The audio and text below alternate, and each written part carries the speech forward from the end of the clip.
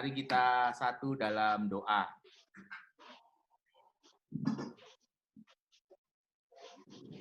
Bapa di dalam surga, kami bersyukur kami boleh bersama berkumpul melalui virtual dan kami boleh menikmati kebersamaan kami. Tuhan, dalam kebersamaan ini kami rindu Tuhan menyapa kami dengan firman Tuhan. Biarlah kami menikmati setiap bagian firman Tuhan yang akan kami baca dan renungkan. Terima kasih Tuhan Yesus, di dalam nama-Mu kami berdoa dan bersyukur. Amin. Amin. Ya, Bapak Ibu, mari kita membuka bahan PA kita, Alkitab kita dari Ayub 22. Ayub 22, ayatnya yang pertama sampai 20. Ayub 22, ayat 1 sampai 10.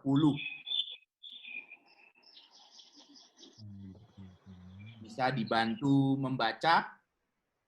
Pak Yusa, Mas Yusa, minta bacakan Ayub 22 ayat 1 sampai 10. Ya. 10. 1 sampai 10. Ye. Ya, Maka Elifas orang teman menjawab, apakah manusia berguna bagi Allah? Tidak. Orang yang berakal budi hanya berguna bagi dirinya sendiri. Apakah ada manfaatnya bagi yang maha kuasa kalau engkau benar? Atau keuntungannya kalau engkau hidup saleh? Apakah karena takutmu akan Allah, maka engkau dihukumnya dan dibawanya ke pengadilan? Bukankah kejahatanmu besar dan kesalahanmu tidak berkesudahan? Karena dengan sewenang-wenang engkau menerima gadai dari saudara-saudaramu dan merampas pakaian orang-orang yang melarat. Orang yang kehausan tidak kau beri minum air, dan orang yang kelaparan tidak kau beri makan. Tetapi orang yang kuat, dialah yang memiliki tanah, dan orang yang disegani, dialah yang mendudukinya. Janda-janda kau suruh pergi dengan tangan hampa, dan lengan yatim piatu kau remukkan. Itulah sebabnya engkau dikelilingi perangkap dan dikejutkan oleh kedahsyatan dengan tiba-tiba. Ya, terima kasih Pak Yusa. Kita melihat bahan kita Bapak Ibu itu ada di bahan 3. Bahan 3 temanya, topiknya menderita karena bersalah, tanda tanya. Menderita karena bersalah, itu yang menjadi topik di bahan 3. Kita akan belajar tujuannya dari bahan ini, peserta belajar bahwa difitnah dan dikhianati sahabat-sahabatnya menjadi bagian dari hidup Ayub di tengah penderitaan yang sedang ia alami. Lalu yang kedua, dari diskusi kelompok, peserta belajar bahwa orang mudah menuduh tanpa alasan yang kuat, sehingga melukai perasaan orang lain. Itu kira-kira menjadi gambaran tentang topik kita di bahan 3. Jadi pada persoalan menuduh, sehingga tuduhan itu menyakiti hati orang lain. Nah, sekarang Bapak Ibu kita akan masuk pada pengantar dan pendalaman. Pengantar dan pendalaman, saya minta tolong Pak Har untuk membaca bagian pengantar dan pendalaman. Pengantar dan pendalaman. Ya. Baik. Pernahkah saudara dituduh berkhianat atau difitnah telah melakukan suatu kejahatan? Bagaimana rasanya bila hal itu terjadi? Kecenderungan kita sebagai manusia adalah marah dan membela diri. Mungkin itulah respon spontan yang akan kita lakukan. Bukankah reaksi seperti itu akan mengundang perdebatan? Pihak yang menuduh akan berkata, mana ada pencuri yang bersedia mengaku? Jika ada, maka penjara akan penuh dengan mereka. Pada saat tuduhan dibalas secara reaktif, maka orang akan menyatakan bahwa semua jawaban, bahkan dengan berbagai cara yang baik sekalipun, akan tetap dinilai sebagai usaha pembelaan diri. Jika demikian, bagaimana seharusnya kita berespon terhadap tuduhan dan bagaimana pula bersikap terhadap pihak yang menuduh? Berikutnya pendalaman. Kitab Ayub diawali dengan kisah seorang tokoh saleh, namun suatu saat kehilangan segala-galanya. Ternaknya, kambing, domba, lembu, sapi, bahkan unta. Semua ternak yang menjadi wujud kekayaan materi habis lenyap. Rumah beserta ke-10 anak juga binasa dalam waktu sekejap. Istrinya pergi meninggalkan Ayub seraya meminta Ayub mengutuki Tuhan. Sementara Ayub sendiri menderita sakit dengan borok yang parah. Mengapa semua ini terjadi? Sangat umum ketika orang mulai mencari sebab akibat dan menjadikan hubungan kausal ini sebagai satu-satunya jawaban. Biasanya orang lalu beranggapan pasti Ayub sudah berdosa di hadapan Tuhan, sekalipun nampaknya ia seorang yang saleh. Bukankah kejahatanmu besar dan kesalahanmu tidak berkesudahan di dalam ayat yang kelima? Demikianlah menurut Elifas. Selanjutnya mulailah dilontarkan sederet tuduhan sahabatnya itu kepada Ayub, yaitu dalam menerima gadai berlaku sewenang-wenang, merampas pakaian orang-orang yang melarat, tidak memberi makan minum kepada yang membutuhkan, tidak memperhatikan para janda dan yatim piatu. Dalam ayat 10, Elifas pun membuat kesimpulan bahwa itulah sebabnya engkau dikelilingi perangkap dan dikejutkan oleh kedahsyatan dengan tiba-tiba. Seolah-olah segala kejadian yang menimpa Ayub menjadi penegasan siapa Ayub yang sebenarnya. Pada dasarnya semua tuduhan Elifas atas diri Ayub adalah sesuatu yang wajar pada zamannya. Paradigma berpikir orang Israel saat itu adalah jika orang itu baik dan saleh, maka Allah berkenan dan memberkati kehidupannya. Tidak mungkin orang benar menerima penghukuman, apalagi mengalami celaka dalam hidupnya. Hanya orang fasik yang akan celaka dan ditimpa kebinasaan. Sejarah Israel membuktikan bahwa Tuhan berpihak kepada mereka yang hidup benar dan berkenan kepadanya. Sampai saat ini paradigma berpikir seperti itu masih dianut orang percaya pada umumnya.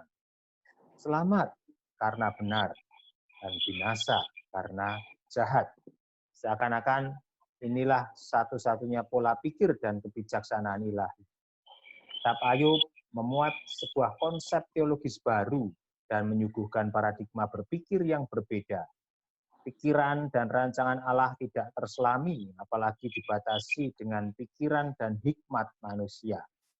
Yang Maha Tinggi sulit dipahami, namun kehendak dan kebaikannya nyata dalam kesetiaannya memelihara hidup Ayub sampai akhirnya dipulihkan segala-galanya. Kitab Ayub memuat pergumulan orang saleh untuk mengetahui keadilan Allah. Ketika itulah nyata bahwa bukan jaminan bila orang saleh tidak akan menderita. Justru sebaliknya Ayub bergumul karena ia merasa tidak bersalah, namun harus mengalami malapetaka yang sangat hebat. Tuduhan sahabat-sahabatnya adalah karena Tuhan seolah-olah tidak berpihak kepadanya. Perlu waktu panjang untuk memahami bahwa sekalipun Ayub saleh dan hidup benar, ada ujian yang Allah perkenankan terjadi dan dialami oleh dirinya. Semuanya itu diperkenankan Tuhan agar Ayub semakin mengenal siapa Allah yang sesungguhnya.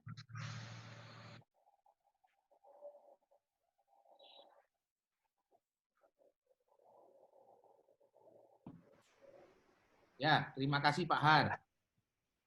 Kita sudah boleh membaca pengantar dan pendalaman dari teks Ayub Kita melihat bagaimana teks Ayub ini menjadi seperti satir, ya, seperti satir, sebuah sindiran pada teologi orang Perjanjian Lama, teologi orang Yahudi, bahwa kalau baik itu benar pasti diberkati, lalu kalau jahat itu pasti akan dikutuk, dihukum oleh Tuhan. Nah, kita diajak untuk melihat ketika Ayub kemudian menghadapi penderitaan, Ayub mengalami tuduhan-tuduhan. Nah, Bapak Ibu, kita diajak untuk belajar terkait dengan tuduhan-tuduhan itu. Bagaimana di dalam kehidupan kita seringkali juga kita berhadapan dengan tuduhan yang menyakiti, ya, menyakiti hati kita. Kita langsung masuk pada poin yang kedua, karena poin pertama itu pertanyaannya tentang siapa yang pernah, semua pasti pernah dituduh, ya. Dituduh ngambil tempe berlebih, ya, ngambil tahu berlebih. Itu sudah pernah semua. Dan dituduh ngambil tempe aja itu sudah sakit hati, ya. Nah, kita langsung pada pertanyaan yang kedua, begitu Bapak Ibu. Pertanyaan yang kedua, sebuah tuduhan seringkali lahir dari tindakan berpikir shortcut. Misalnya, orang yang bekerja keras pasti akan membuahkan hasil. Apakah itu berarti orang yang miskin dan tak berhasil, berarti ia tidak bekerja keras? Benarkah sikap berpikir yang kadang-kadang mengeneralisir prinsip dapat terus dipegang? Bagaimana menurut saudara? Nah, Bapak Ibu, mari kita berpikir bersama tentang sikap yang seringkali mengeneralisir prinsip tentang apa itu tadi? Kalau orang bekerja keras pasti akan membuahkan hasil, kalau orang miskin itu pasti karena tidak bekerja keras. Ya, apakah berpikir shortcut semacam ini sebuah hal yang sebuah hal yang seringkali membuat kita kemudian melakukan tuduhan-tuduhan. Kira-kira ada pendapat Bapak Ibu tentang berpikir shortcut ini? Bagaimana menurut Bapak Ibu? Mari saya persilahkan untuk berpendapat tentang persoalan berpikir pendek, berpikir shortcut, mengeneralisir. Ya, Pak Tri, monggo, Pak Tri. Pak Tri atau Pak Har atau Pak Tim. Pak Tri dulu deh, boleh Pak Tri. Monggo, Pak. Ini pertanyaan sulit ini, Pak. Iya. Pertanyaan sulit, saya mikir pertama kali Iya. belum kepikir, Pak. Ya. Ambil mikir dulu yang lainnya, Pak. Pak Har dulu. Ya, karena kita ini sebenarnya kalau berpikir shortcut itu, mengapa kok bisa shortcut? Mengapa kok bisa singkat? Itu sebenarnya kan di dalam pikiran kita sudah ada dulu tersimpan. Dari apa yang kita lihat itu kan sebenarnya bukan yang kita lihat yang sesungguhnya, tetapi ada yang di dalam pikiran kita sudah ada. Oleh karena itu, yang pernah kita lihat, pernah kita rasakan, itu tersimpan. Sehingga ketika kita menjumpai hal yang sama, ya meretrieve lagi pikiran kita, oh ini mesti gini. Ya, itu menjadi seperti ilmu titen itu, Pak. Jadi anak wong ini ki dianggap wong jahat. Wong sing wajah ini ki mesti jelehi, mesti kok mangkelke. Itu seperti itu. Itu sudah kebiasaan. Ya. Berpikir shortcut seperti itu. Itu memang harus ini apa ya? Berdasarkan pengalaman ya. Jadi pengalaman bukan guru yang baik dalam hal ini. Pengalaman menjadikan kita menjadi berpikir luas. Ya. Nah, dalam pergaulan dalam ini ya harus kita membiasakan berpikir lebih terbuka gitu ya, Pak ya. Jadi mengambil keputusan dengan memberikan stigma atau cap berpikir singkat seperti ini, Pak. Kan mesti kok loro terus toh, berarti kamu ada dosa ya, enggak sembuh-sembuh ya. Nah, misalnya begitu, kamu mesti berdosa, ayo mengaku dosa, misalnya seperti itu. Ya, itu menurut gambaran saya seperti itu. Kecelakaan dosa. Tidak Dosa. mesti seperti itu kan, Pak? Iya. Iya, Tidak betul. seperti Ya. itu, iya. Ko Henry, gimana Ko Henry pengalaman tentang berpikir shortcut itu yang ternyata banyak salahnya? Ya, Romo. Saya sedikit setuju dengan tadi yang dikatakan Kohar, bahwa memang pikiran shortcut itu lebih banyak dipengaruhi oleh paradigma kita yang sudah terbangun. Jadi ya seperti kita lihat di sekitar kita, kalau lihat orang yang kok kerjanya luar biasa, bahkan mungkin kita baru bangun tidur, ternyata dia sudah pergi naik motor gitu. Kita sampai rumah, kita sudah ngopi, kita sudah leyeh-leyeh nonton TV, dia baru pulang. Rasanya kok hidupku apa ya kurang keras ya, kerjaku apa kurang giat ya, kok ada orang yang lebih seperti itu. Padahal menurut pikiran saya sudah sampai kayak masuk angin gitu aja, rasanya udah capek banget gitu. Dan sebaliknya ketika saya membandingkan dengan orang lain yang kok kelihatannya tiap hari cuma tenggok-tenggok di depan toko, entah tokonya sepi atau rame nggak peduli, tapi kok rasanya nggak pernah kelihatan nggak punya duit gitu ya. Jadi memang apa ya, paradigma itu sangat berpengaruh sekali, bahwa memang orang yang kelihatannya giat itu memang harusnya dia lebih sukses begitu ya. Padahal tidak selalu seperti itu. Tidak juga orang yang selalu santai, kelihatan tidak melakukan apa-apa, terus wah orangnya mesti malas. Orang itu mesti tidak sukses. Orang itu mesti hidupnya berantakan. Ternyata juga tidak seperti itu. Jadi ya lebih banyak dipengaruhi paradigma memang. Kalau pikiran pendek begitu. Padahal memang kita harus lebih jeli, lebih mengerti latar belakangnya, kenapa kok tiap pagi jam 10 kok sudah leyeh-leyeh, kenapa gitu. Kita mesti lebih cari tahu begitu. Kenapa harus keluar pagi dan keluar malam, karena pekerjaannya memang harus seperti itu, begitu. Kita memang harus lebih teliti, lebih peka, lebih teliti tadi ya, belum kita memberikan judge gitu. Itu Romo. Terima kasih Ko Henry. Ada yang lain Pak Tim monggo, tentang berpikir shortcut. Ya, kalau tentang berpikir shortcut, menurut saya seorang yang merasa pribadi ya mungkin sudah pengalaman, sudah mengetahui anak ini, kadangkala cepat mengambil kesimpulan. Padahal tidak selalu kesimpulannya itu seperti yang dia bayangkan. Ketika ada kejadian seperti ini, dia langsung menyimpulkan ini mesti seperti ini. Padahal belum tentu gitu ya. Gitu. Dan seringkali itu menjadi suatu patokan. Kalau dia misalnya si A itu dalam posisi seperti itu, nah pastinya dia akan seperti ini. Kadang-kadang seperti itu. Nah, padahal tidak selalu seperti itu.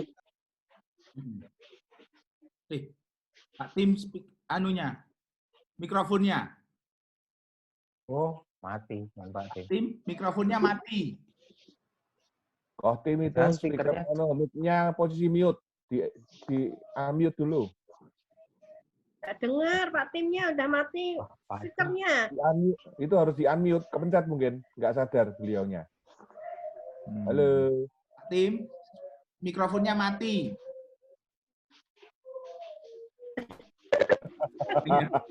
Jadi nonton pantomim ini.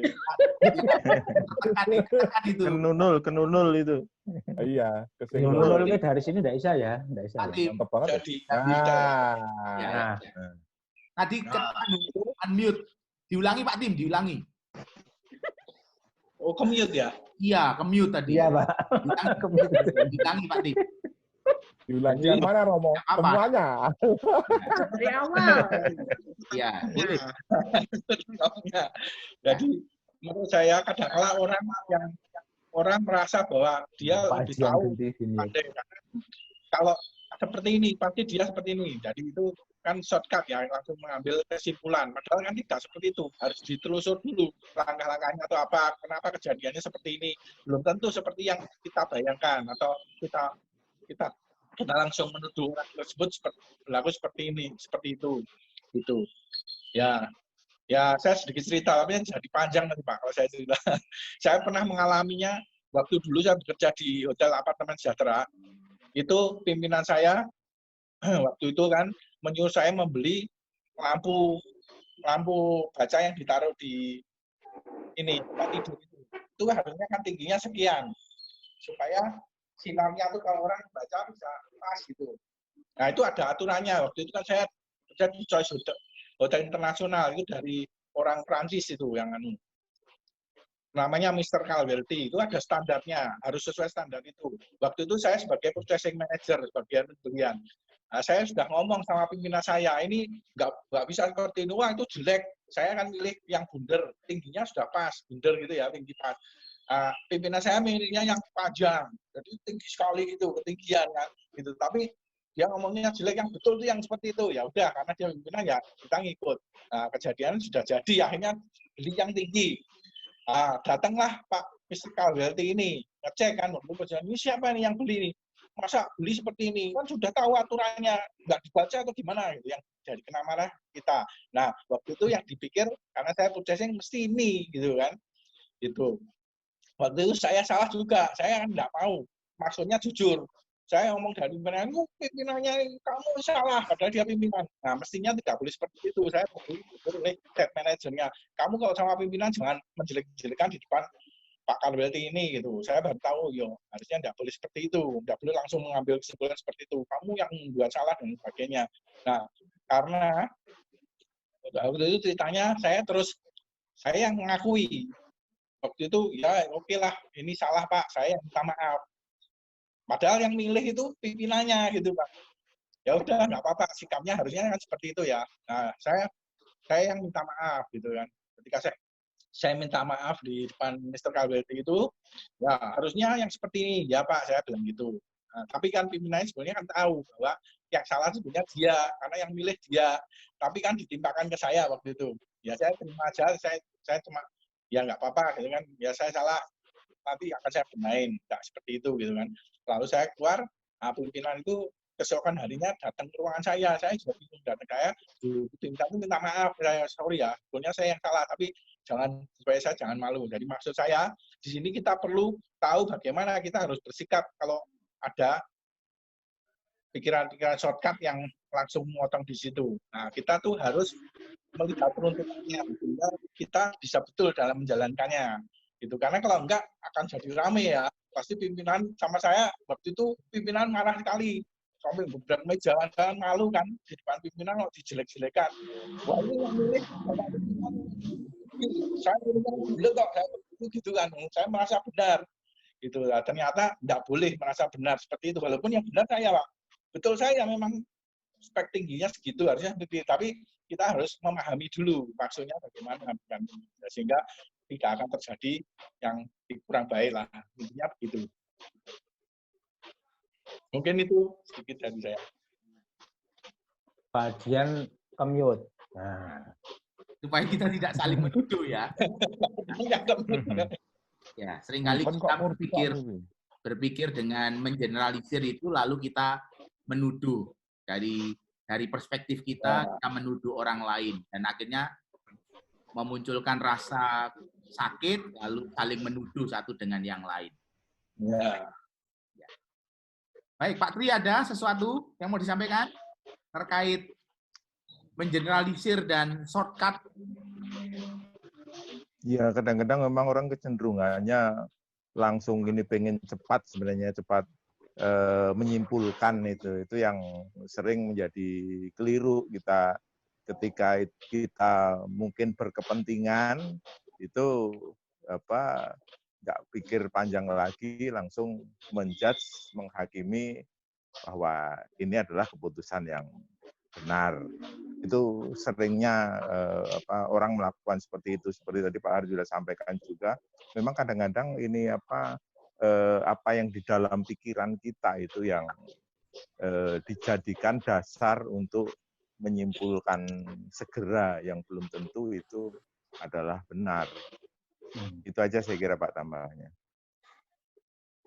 Ya Pak Tri. Baik. Bu Pendeta. Mari Bu Pendeta. Oh ya, ada. Baik. Bu Mayori ada? Bu Mayori? Bu Mayori lagi foto studio. Bu Mayori, mari. Ya sinyalnya naik turun, Pak. Iya, susah ya. Ada di WA itu, kasihan. Masih mute juga. Nah, udah. Bu Mayori dengar? Mari. Delay ya mungkin ya. Delaynya mungkin jauh ya. Ya. Bu Mayori kesulitan. Dengar. Ya. Kemute. Kemute itu. Mari. Udah buka. Putus-putus ya Bu Mayori. Masih kemute itu, Pak. Sudah nyala Bu Mayori. Cuman Udah. Oh iya, putus-putus. sinyalnya. Sinyalnya putus-putus. Sinyalnya ya.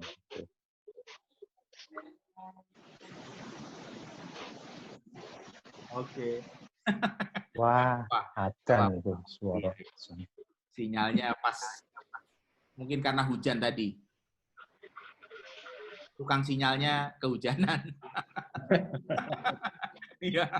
Baik. Kita lanjut dulu ya. Mas Yusa ada pendapat tentang shortcut dan mengeneralisir persoalan. Mari Mas Yusa. Ya, memang pada umumnya kita itu suka apalan gitu ya. Ya. Melakukan apa yang biasa kita lakukan. Untuk keluar dari hal yang biasa kita lakukan itu butuh kesadaran gitu ya, untuk membuka wawasan sehingga berani berpikir berbeda daripada yang biasanya ya. Saya rasa untuk menghindari shortcut ini ya perlu lebih aware aja supaya kita tidak buru-buru melakukan tuduhan seperti yang kemudian biasanya kita lakukan. Mungkin perlu membuka wawasan, melihat data, fakta, dan lain sebagainya supaya bisa menilai dengan lebih jernih. Kira-kira begitu, Pak. Ya, hatur nuhun, Mas Yusa. Kita lanjutkan ya, Bapak Ibu. Kita lanjutkan dengan nomor 3. Orang itu berdosa karena itu ia menderita. Benarkah demikian yang sesungguhnya dialami oleh Ayub? Jelaskan pemikiran Anda.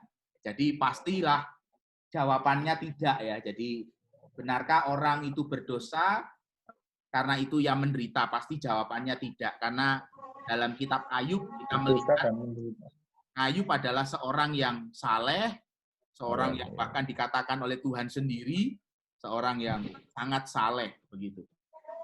Nah, kita diajak untuk melihat bagaimana kita menjelaskan lalu dengan demikian, menjelaskan pemikiran ini yang seringkali kebanyakan orang mengatakan orang berdosa karena itu ia menderita. Kira-kira kita menjelaskannya bagaimana terkait pikiran seperti itu. Jelaskan pikiran Bapak, Ibu, dan saya. Mari, saya persilakan siapa yang mau berpendapat lebih dulu. Mari, siapapun. Apen, ya, Bu Pendeta. Apen kalau menderita secara batin saya kira menderita. Ya. Ya. Ya. Tapi kalau secara duniawi atau materi belum tentu kan. Ya, tapi ya. kalau orang berdosa itu mesti batinnya menderita. Ya. Pak tadi makan tempe 3, bilangnya 1. Menderita nggak pulang sampai rumah. Kan ada rasa yang sebetulnya membuat kita menderita.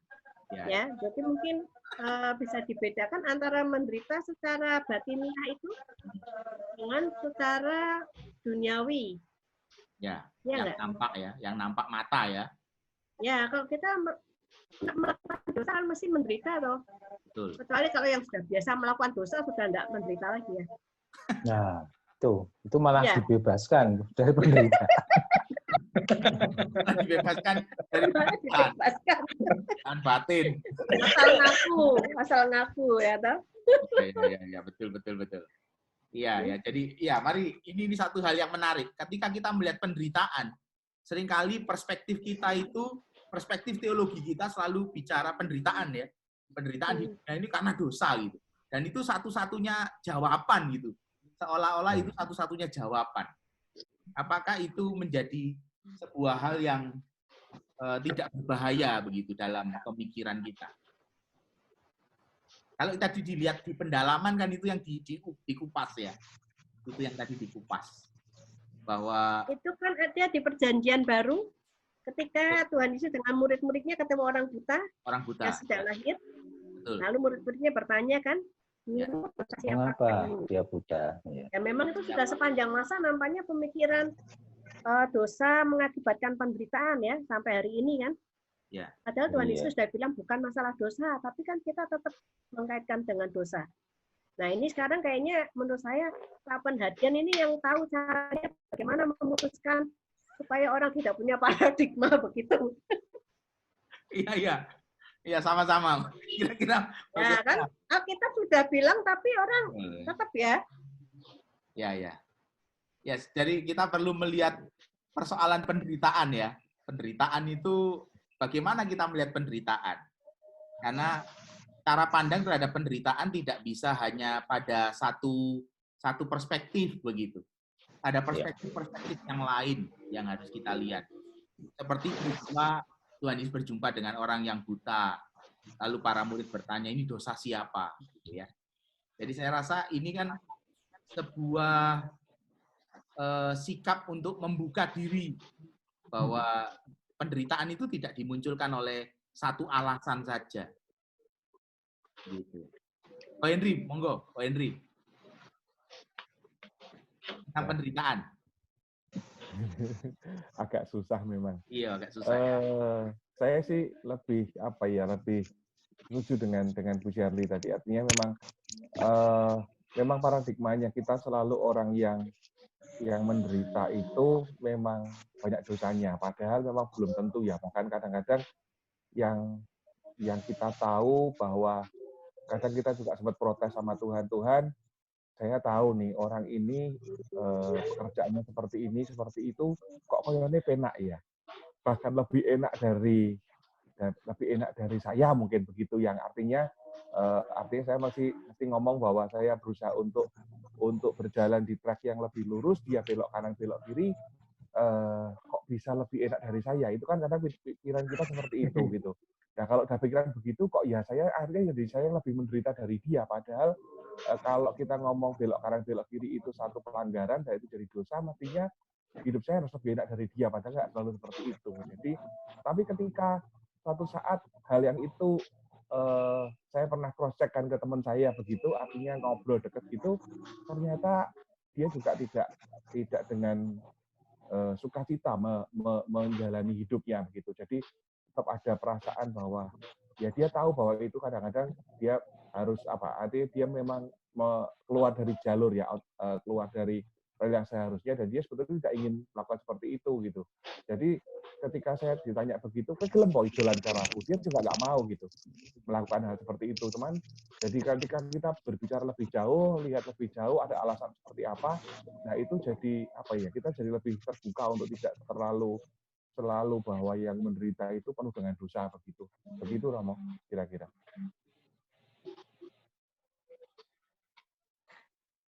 Tadi waktu Ko Henry menjelaskan itu saya jadi ingat Tuhan Yesus sendiri kan mengajak kita untuk menjadi orang yang ketika mengikut dia, memikul salib, menyangkal diri dan mengikut Yesus. Dan saya rasa penderitaan dengan demikian di dalam Tuhan Yesus tidak bisa dipahami hanya dengan perspektif tunggal gitu. Artinya penderitaan itu bagian dari perjalanan kita juga ketika mengikut Tuhan. Jadi saya rasa di dalam perjanjian baru, di dalam Tuhan Yesus kita memiliki perspektif yang lebih luas tentang penderitaan. Ya. Jadi tidak hanya kalau ada Tuhan kenapa ada penderitaan? Tidak hanya itu pertanyaannya. Tetapi pertanyaannya menjadi lebih luas, di mana kita melihat bahwa mengikut Yesus itu sebuah keberanian untuk menderita. Mikul salib. Ya, mikul salib. Ya. Sebuah kehormatan ya, Bu Shirley ya. Sebuah kehormatan untuk ikut menderita bersama dia. Kalau hanya kemarin. HPA. Iya. HPA. Sabar menderita.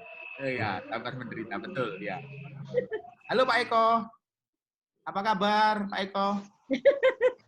Ya, kita sudah sampai di Wes warek iki. Wes warek, wis maem. Kita sudah sampai pertanyaan nomor 3 Pak Eko.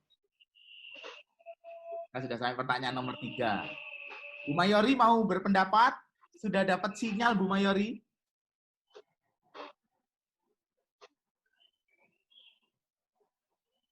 Bu Mayori nggak begitu ya sinyalnya. Masih gelap itu kelihatannya. Pak Triono, Pak Triono yang gelap. Pak Tri lagi matikan. Ya. Oh, Ji. Ya Pak, tadi lagi sebentar ke belakang Pak. Oh iya ya Pak Tri. Iya Pak Tri. Pak Tim. Pak Tim. Ya. Mari Pak Tim, ada yang mau disampaikan terkait penderitaan dan dosa? Iya. Kalau menurut pendapat saya, penderitaan dan dosa itu tidak selalu terkait 100%. Karena orang seringkali kalau bilang menderita, dia pasti berdosa karena menderita. Padahal mengikut Tuhan pun ada hal yang harus ditanggung. Memikul salib itu juga Menderita. rasanya lebih menderita juga gitu. Tapi kan penderitaan itu tidak selalu kaitannya hanya dengan dosa. Ada juga penderitaan untuk kebaikan. Kalau menderita dalam hal untuk memikul salib itu harusnya kan masalah. Tapi kan selalu orang mengkaitkan bahwa kalau menderita ini mesti dosa, gitu, mesti berdosa. Padahal kan tidak selalu. Dan itu kan menjadi tujuan ya, tujuan orang bahwa itu dosa gitu. Ya, jangan menuduh ya, jangan menuduh. Jangan menuduh bahwa menderita itu karena dosanya gitu ya. Ya. Ketika ada orang menderita, kita mengatakan karena kamu melayani Tuhan itu jadi pujian, bukan jadi tuduhan. Ya. Kalau kita mengatakan seseorang menderita dan kita mengatakan ini karena dosamu itu jadi tuduhan. Tuhan. Ya, baik. Tuhan karena pikul salib kan, itu kan juga menderita. Ya Pak, ya, Pak Tim. Baik, Pak Tri ada? Mau disampaikan Pak Tri? Pak Tri dulu. Pak Eko masih konsentrasi. Mungkin juga penderitaan itu bagian dari apa kalau ini orang bilang ujian dari Tuhan untuk ya kita bisa lebih kuat, lebih bertumbuh, barangkali itu merupakan bagian dari itu barangkali Pak. Sehingga ketika kita menderita, asal kita tahu bahwa memang ini Tuhan mau yang terbaik untuk kita mungkin. Sehingga kalau itu kita anggap sebagai mungkin ujian dari Tuhan, kita bisa malah semakin bertumbuh. Barangkali begitu, Pak. Kalau kita melihat pembacaan kitab Ayub itu nanti sampai di pasal 32, pasal sampai 37 itu gilirannya Elihu berbicara. Salah satu yang disampaikan Elihu tentang penderitaan Ayub itu, kamu tidak perlu dan Tuhan. Dan Elihu mengatakan di pasal 32 bahwa penderitaan itu seperti yang Pak Tri sampaikan, tentang Tuhan mendidik. Tuhan mendidik. Penderitaan itu bagian dari cara Tuhan mendidik umatnya. Begitu. Ya, terima kasih Pak Tri. Menarik sekali yang disampaikan. Pak Eko, mau menyampaikan sesuatu tentang penderitaan dan dosa? Mungkin Pak Eko mau cerita dosanya? Sing seru. Sing banter suarane. Kalau menurut saya, antara penderitaan itu sudah banding begitu. Jadi terus kalau kita ada penderitaan, berarti kita ada dosa, bukan seperti itu saya kira. Karena setiap manusia pasti mengalami penderitaan dan setiap manusia pasti juga punya dosa. Tetapi tidak kemudian dia berbanding lurus. Ketika dia punya penderitaan, berarti dia punya dosa. Harus dibedakan karena menurut saya. Jadi antara dosa dan penderitaan, janganlah terus kemudian di judgment bahwa ketika seseorang mengalami sebuah penderitaan, berarti dia dalam keadaan berdosa. Setiap manusia pasti selalu dalam keadaan berdosa, tetapi tidak setiap orang berdosa itu mengalami penderitaan. Saya kira begitu, Pak. Pak Eko, matur nuwun. Ya. Baik, tidak selalu penderitaan berbanding lurus dengan dosa. Dosa. Ya, baik ya. Oke. Bu Mayori kasihan ya. Putus-putus sinyalnya. Oh, putus keluar lagi Bu Mayori. Ya, baik.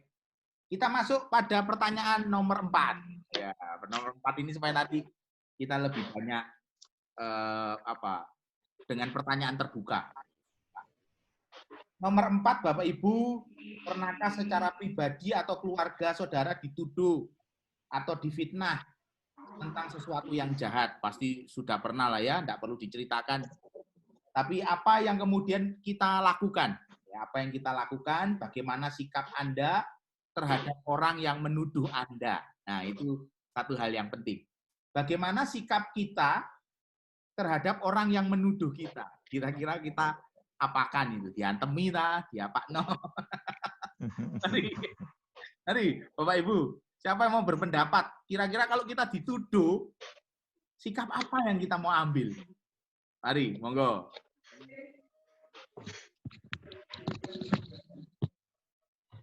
Apa itu?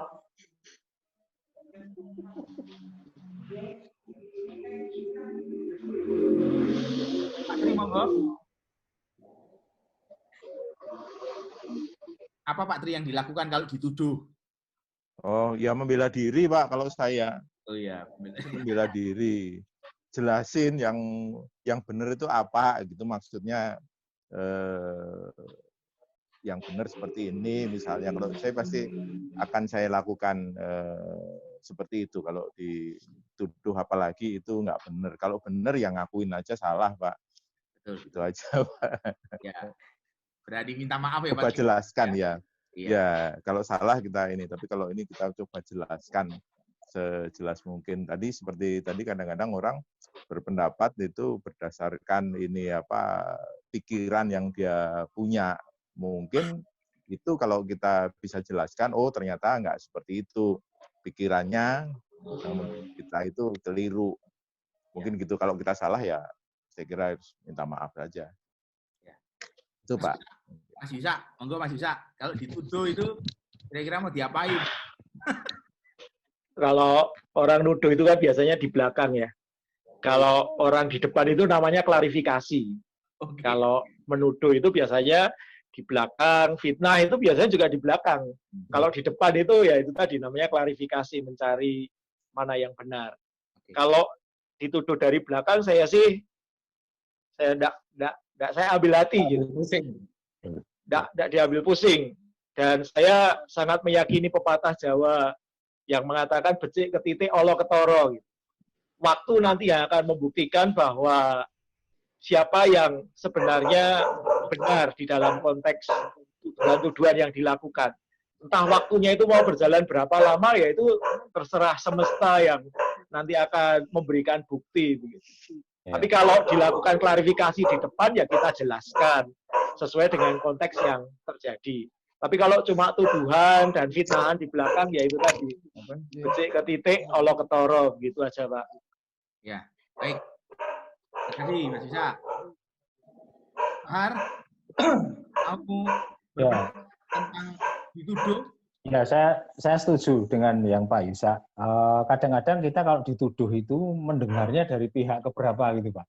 Sampai ke telinga saya misalnya. Tapi kalau tuduhan itu tidak berat-berat amat atau menyangkut sampai hidup matinya seseorang, itu saya tidak rewes gitu, Pak. Sudah biarin aja, saya pikir gitu. Tapi kalau itu terus dan sampai mengganggu dan mengakibatkan keluarga juga sempat terganggu begitu, ya nanti saya klarifikasi. Tapi selama ini saya alami itu tidak sampai mengganggu saya, ya sudah, nanti dia akan berlalu seiring dengan waktu gitu, Pak. Ya. Baik. Terima kasih Pak Har bisa menceritakan tentang sikap terhadap tuduhan. Ko Henry, pernah dituduh lalu bersikap apa? Iya, Romo. Ya. Mungkin saya setuju dengan yang disampaikan Pak Yusa tadi. Memang kalau tuduhan biasanya memang tidak langsung sampaikan kita begitu ya, karena kalau di depan kita memang klarifikasi, betul. Cuman memang kalau pengalaman saya untuk mengalami tuduhan mungkin sering ya, artinya kalau saya itu kerja di perusahaan pembiayaan itu, yang paling sering menuduh tanpa dasar itu audit. Audit itu kadang datang dari Jakarta, nggak tahu kapan, tiba-tiba datang, terus mengambil sampel di lapangan tanpa konfirmasi, tidak artinya terus yang bersangkutan di audit itu tidak punya hak jawab, tiba-tiba keluar vonisnya seperti ini gitu. Jadi seperti apa namanya orang pinter. Jadi dokter pun kalah pinter. Kalau dokter tuh harus datang, harus periksa dengan stetoskop. Kalau dia cuma nerawang sudah tahu salahnya apa, sudah tahu sakitnya apa. Nah itu yang paling sebel karena nggak punya hak jawab. Jadi dituduh itu yang paling nggak enak kalau nggak punya hak jawab. Jadi kalau klarifikasi menurut saya apapun tuduhannya kalau kita bisa klarifikasi dan kita bisa membuktikan dengan data, terutama dengan data kalau kita tidak bersalah, kalau buat saya itu satu kelegaan. Tapi ketika dituduh dengan tidak punya hak jawab, itu yang menyakitkan. Kalau sudah begitu, apa ya? Yang saya lakukan selama ini cuma legowo. Legowo artinya ya salah satunya juga seperti yang dikatakan Pak Yusak tadi, titik ke titik olah ketoro tadi. Jadi suatu saat pasti akan terbukti kalau saya nggak bersalah. Cuman itu aja. Cuman karena hari ini saya baru apes aja, nggak punya hak jawab. Gitu, Romo. Oke, Bu Eti, terima kasih. Selamat datang, Bu Eti. Ya. Selamat malam, saya nyimak aja ya. Telat. Ya, saya rasa kita perlu Nek nyimak tok bayar, Bu. Nek nyimak tok bayar. Nonton video. Kalau nonton video streaming nak bayar.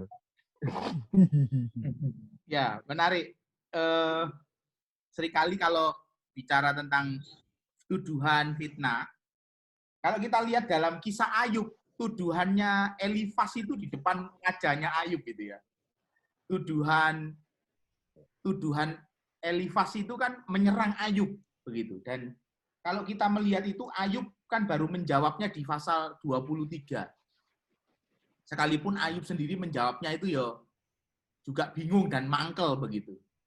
Ya, jadi kalau kita melihat teks kita Ayub itu kan tuduhan yang dilakukan oleh Elifas itu di depan Ayub dengan mengatakan apa tentang dosanya Ayub. Ya, padahal kalau kita lihat Elifas itu sudah mengkritik Ayub sejak pasal 4. Kalau kita baca kitab Ayub itu Elifas itu sudah menuduh Ayub itu sejak pasal 4. Pasal 22 diulangi lagi gitu. Saya rasa memang ini satu hal yang tidak mudah ya, tapi yang menarik Ayub tetap menjawab untuk memberi jawab kepada tuduhan itu. Dan itu yang dilakukan oleh Ayub kepada Elifas, sahabatnya. Jadi saya rasa kita sepakat untuk melihat bahwa tuduhan itu mesti ditanggapi dalam arti tidak dengan emosi, tetapi tuduhan itu ditanggapi dengan mengklarifikasi hal yang sebenarnya. Itu yang bisa kita lihat dari teks Ayub sesungguhnya. Baik, ada yang mau berpendapat yang lain, Bu Pendeta, tentang tuduhan? Mau bersikap seperti apa? Mari Bu Pendeta. Menurut saya tuduhan itu enggak hanya di belakang, di depan itu tuduhan. Di pengadilan itu orang kalau nggak diajukan tuduhannya di depan ya dia nggak masuk pengadilan, ya kan? Nah, pasti kita langkah yang pertama itu mangkel secara manusiawi dan pasti membela diri. Kalau tadi Pak Yusak bilang waktu yang membuktikan, saya bukan waktu, Tuhan yang membuktikan. Karena Tuhan yang Maha Tahu, Tuhan melihat perilaku kita, sementara orang lain kan hanya melihat dari belakang atau hanya dengar kata siapa.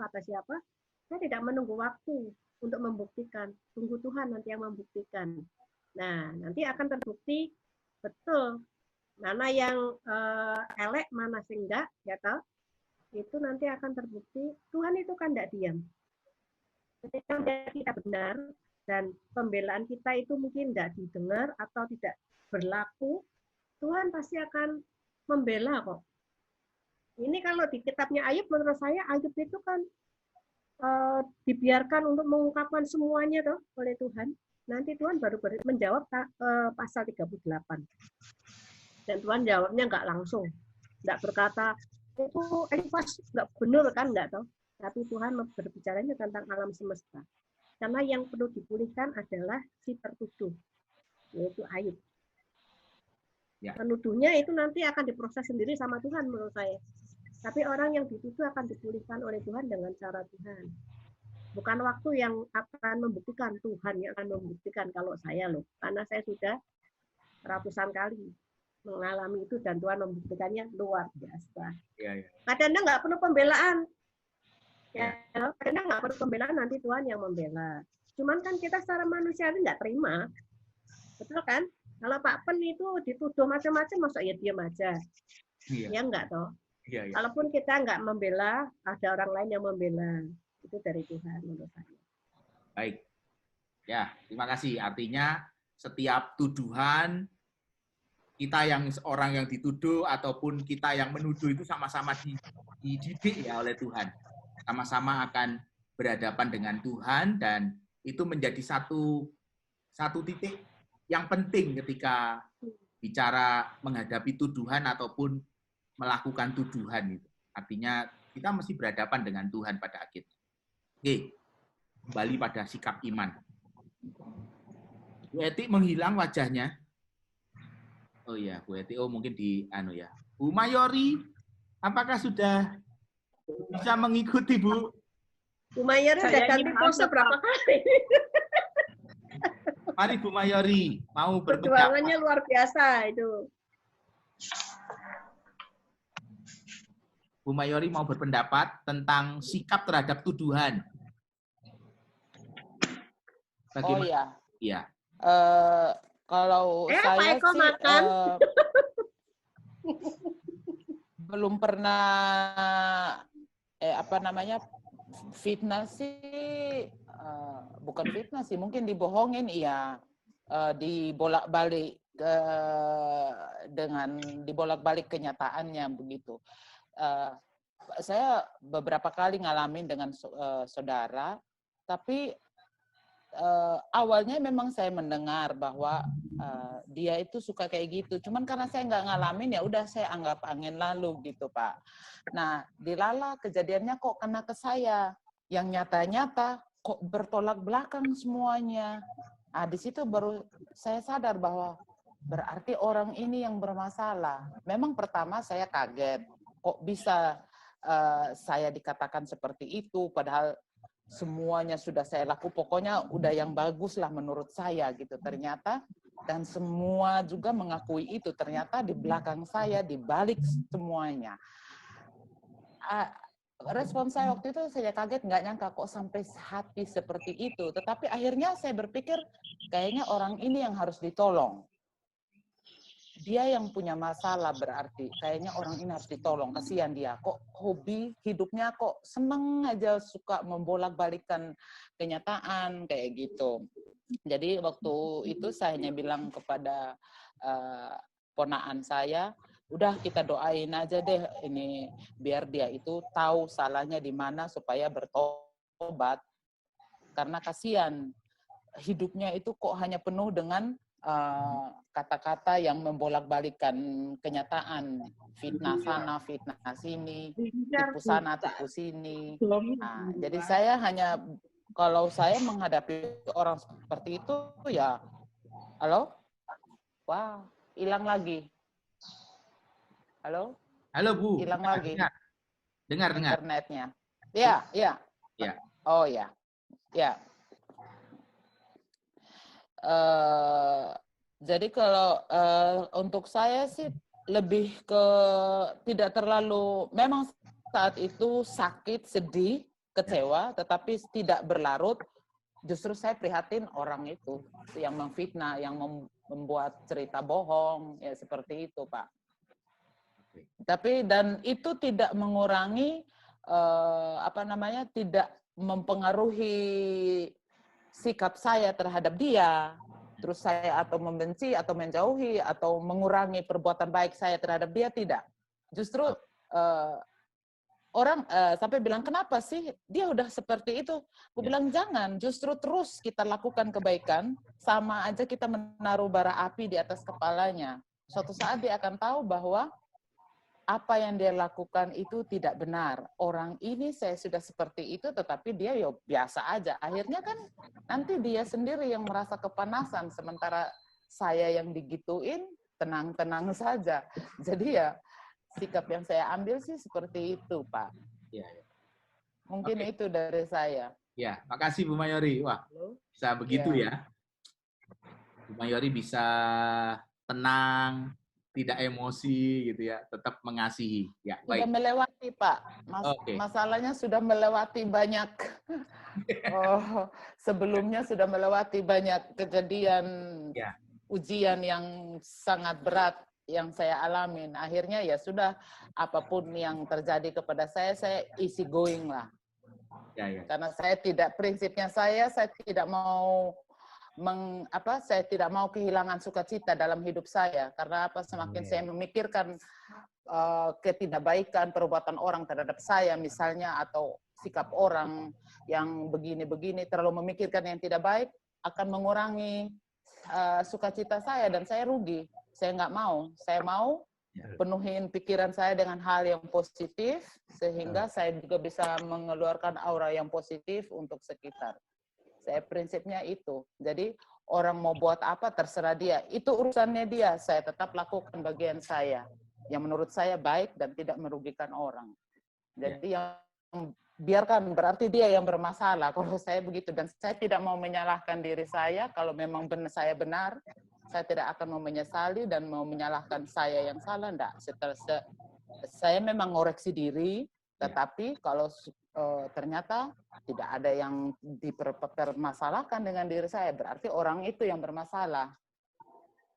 Untuk saya itu, Pak. Baik, terima kasih Bu Mayori. Bu Eti, saya beri kesempatan untuk bersikap terhadap tuduhan. Mari Bu Eti, nggak apa-apa. Bagaimana?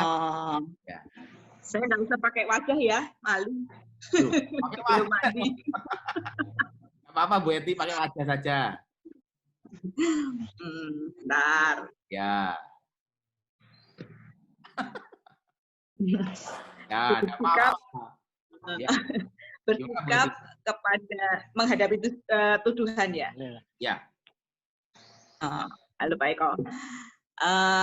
Kalau saya, ya mungkin saya akan mendatangi langsung orang yang menuduh saya. Kan belum tentu kalau saya mendengar dari orang lain itu benar yang dituduhkannya, atau mungkin ditambah-tambahi gitu ya. Kalau saya ya saya datengin apakah benar seperti ini, dan saya mungkin kalau memang benar ya saya minta maaf, kalau salah ya saya akan meluruskan. Tuh. Terus kalau misalnya ada orang yang menuduh dan itu memang orangnya sudah memang seperti itu, biasa seperti itu, ya kalau saya sih bahasa Inggrisnya leleh luweh gitu. Terserah aja mau nuduh mau apa gitu, terserah. Kalau memang karakter orangnya memang sudah seperti itu. Itu aja, Pak. Terima kasih. Ya, terima kasih Bu Eti. Ya, boleh sharing tentang pengalaman dan sikap terhadap tuduhan. Bapak Ibu, kita masuk pada refleksi ya. Refleksi. Kita masuk pada refleksi. Minta tolong Pak Har lagi deh yang baca, yang kandungan buku soalnya. Refleksi Pak Har. Monggo Pak Har. Ya, kita masuk di refleksi. Dituduh atau difitnah adalah pengalaman yang menyakitkan dan melukai perasaan. Namun kemungkinan mengalami tuduhan atau fitnahan tidak terelakkan. Sekalipun ia adalah orang yang benar dan saleh. Bahkan bukan tidak mungkin seseorang menderita karena benar.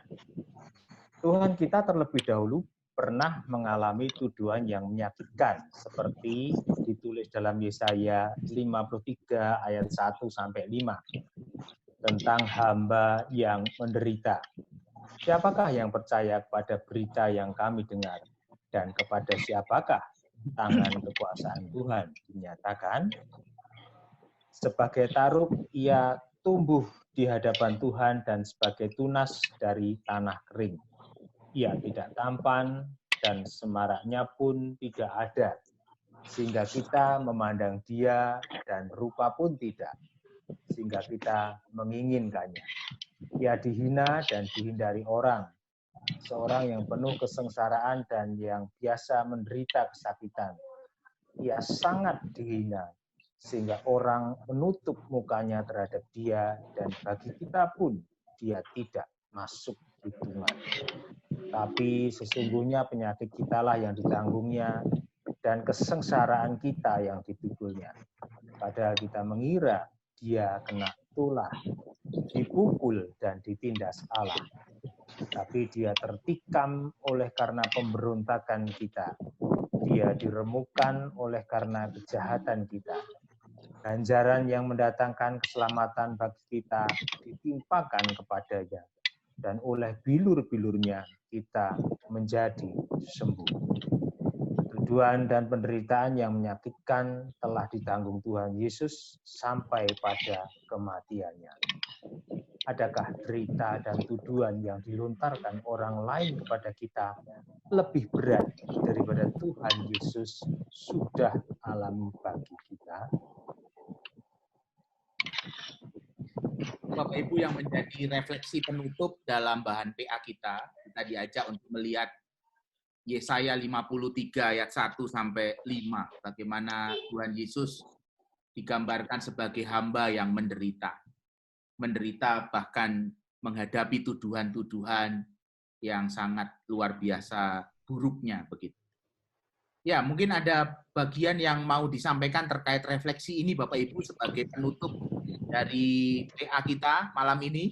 Monggo, saya persilakan. Siapapun, enggak usah saya tunjuk. Sekarang enggak usah saya tunjuk. Mari respon pada refleksi yang sudah kita lihat bersama. Ada? Saya senang kalimat yang terakhir, Pak. Ya, Bu Sari. Adakah derita dan tuduhan yang dilontarkan orang lain kepada kita lebih berat daripada yang Tuhan sudah alami bagi kita? Ya. Buat saya kalimat ini adalah kalimat yang sangat baik. Tetapi kalau jujur mau dibilang nggak gampang menerimanya, ya kan? Karena manusiawi kita pasti akan langsung memberontak ketika orang menuduh kita, pasti. Mayori bukan hal yang mudah. Ya.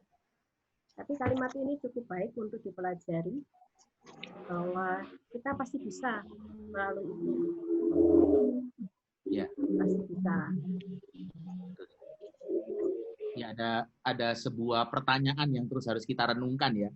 Ketika kita menghadapi tuduhan, ya kalau kita melihat refleksi tadi yang disampaikan Bu Pendeta dan juga yang tertulis dalam bahan kita diajak untuk selalu bertanya pada diri kita, apa yang akan Yesus lakukan? What would Jesus do? Gitu ya. Itu yang perlu menjadi pertanyaan perenungan yang menarik ketika kita menghadapi penderitaan, menghadapi tuduhan, menghadapi fitnahan. Kita menempatkan diri kita untuk berada pada posisi Yesus. Kalau Yesus yang menghadapi itu, kira-kira Tuhan akan lakukan apa? Gitu. Ya, makasih Bu Pendeta. Ada lagi Bapak Ibu?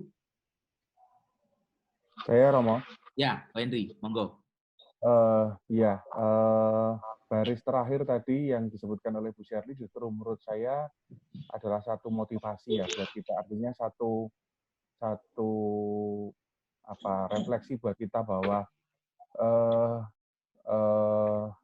bacaan dari Yesaya tadi terus mengingatkan saya ke sebuah film, langsung sebuah film The Passion of the Christ gitu ya, yang divisualkan dengan sangat baik begitu. Dan menurut saya ketika Tuhan Yesus mengalami semuanya itu, sorot matanya tidak pernah menunjukkan kebencian, tidak pernah menunjukkan satu kemarahan, tapi tetap sorot mata yang teduh, sorot mata yang penuh kasih. Nah, itu yang jadi PR terberat kita, bahwa ketika kalau kita semua pasti setuju bahwa tidak akan ada tuduhan lain yang lebih menyakitkan daripada tuduhan kepada Tuhan Yesus. Dan kalau dibandingkan dengan hidup kita, rasanya terlalu kecil tuduhan-tuduhan yang mungkin diarahkan kita, dan tidak sampai seperti itu sih. Cuman ketika kita suatu saat nanti akan mengalami suatu tuduhan yang berat dan membutuhkan kita menjadi emosi yang luar biasa, rasanya refleksi ini menjadi peringatan bagi kita bahwa bolehlah kamu merasa sakit hati, boleh merasa marah, tapi coba Tuhan Yesus yang dibegitukan pun tatapannya masih penuh kasih. Maukah kamu mungkin mengampuni dan mengasihi orang yang menuduh kamu tanpa alasan itu? Begitu, Romo. Oke, makasih Ko Hendri untuk refleksinya. Ada yang lain Bapak Ibu? Mari saya persilakan kalau masih ada. Cukup? Apakah sudah cukup? Saya lapar, Pak. Iya, lapar. Makan baru Pak Eko. Yang lain belum makan. Pak Eko suara sendoknya kedengeran. Tak-tek, tak-tek. Pak Eko gini. Saya kehujanan lah ya, Bu. Iya, ada apa-apa. Iya, Pak Eko. Ada lagi? Bentar, Pak Dian. Sebelum ditutup, Pak Dian, saya mau tanya. Ya. Saya mau tanya. Terhadap refleksi yang ada ini, tentu saja kita tidak bisa membandingkan sisi manusia kita dengan seorang Yesus. Manusianya Yesus dengan manusia kita itu jelas berbeda. Walaupun karena kita murid Yesus, kita harus meneladani beliau. Nah, pertanyaan saya, terus kalau ada tuduhan, ada fitnahan, ada kasak kusuk di belakang kita tentang kita gitu, yang harus kita lakukan apa, Romo? Ya, apa yang harus kita lakukan?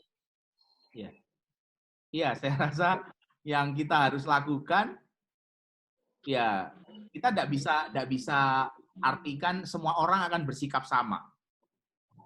Tetapi prinsip yang Pak Eko tadi katakan bahwa kita harus meneladani Tuhan Yesus, itu prinsip yang nggak boleh diubah.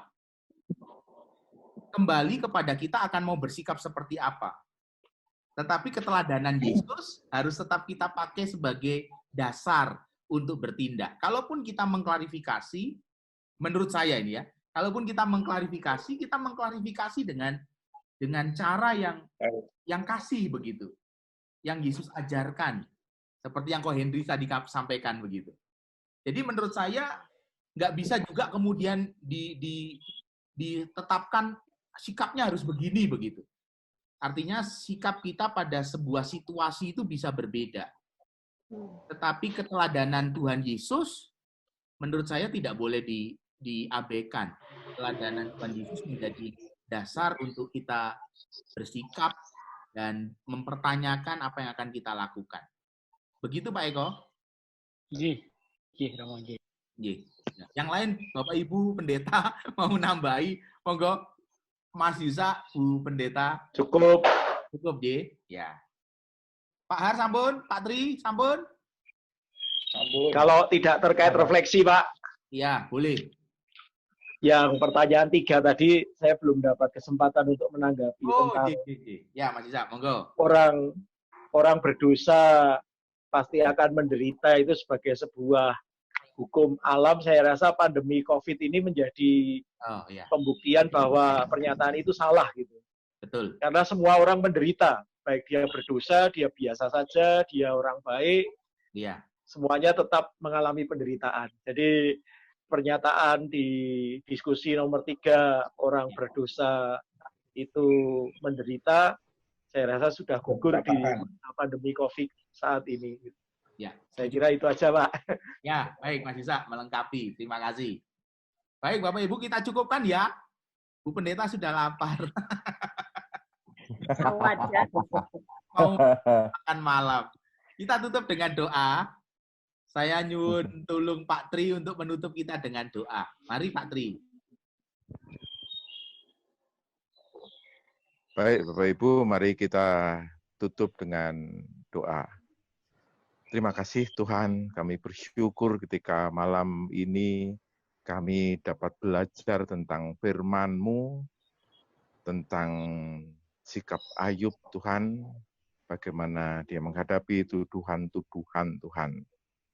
Kami refleksi Tuhan bahwa Tuhan menguji kami, Tuhan menguatkan kami dengan penderitaan-penderitaan yang Tuhan izinkan terjadi kepada kami, Tuhan, agar kami lebih tahan, agar kami bisa bertumbuh ke arah keserupaan dengan Engkau sendiri, Tuhan. Terima kasih, Tuhan. Kami menyerahkan juga istirahat kami pada malam hari ini, Tuhan. Biarlah kami dapat beristirahat dengan baik, dan biarlah seluruh kehidupan kami hanya kami serahkan di dalam penyertaan-Mu saja. Terima kasih Tuhan, di dalam nama Tuhan Yesus Kristus kami berdoa. Amin. Amin. Ya, Terima kasih. Bapak Ibu selamat malam. Terima kasih Bapak Ibu. Lagi. Makan dulu. Ya. Selamat makan. Mari Bu Sherly, makan dulu. Selamat makan ayam bakar. Belum Bu Pendeta, belum bikin. Oh, tuh kan makan bakso ya. Oh, enak Pak Eko. Hangat-hangat makan bakso. Kola. Oh, kola. Kecil ya. Dapat takjil tadi, Bu. Kok Henry kepingin? Henry itu ordennya sama punya saya tuh warnanya. Ini di kamar, Bu, biar aman dari gangguan. Loh, ordennya sama tau punya saya ya kuning loh. Atau Bu? Iya. Pak Henry di kamar saya ya. Kok ordennya sama. Pak, punya saya juga kuning. Oh, sama kuning juga. Loh, gue biru. Oh, yang kuning itu gemuk itu. Jalan. Ya, berarti rong adus. Ayo berarti adus urung. Burung. Baik. Di depan ada lagi apa enggak? Ya, nanti pas Di nanti depan ada lagi? di grup. Ada lagi, Bu. Di grup siap. Ada lagi, Bu. Ada lagi ya? Ya. Iya, Bu. Terus, Bu, rutin, Bu. Ya. Ya, Baik. ya selesai. Sampai jumpa.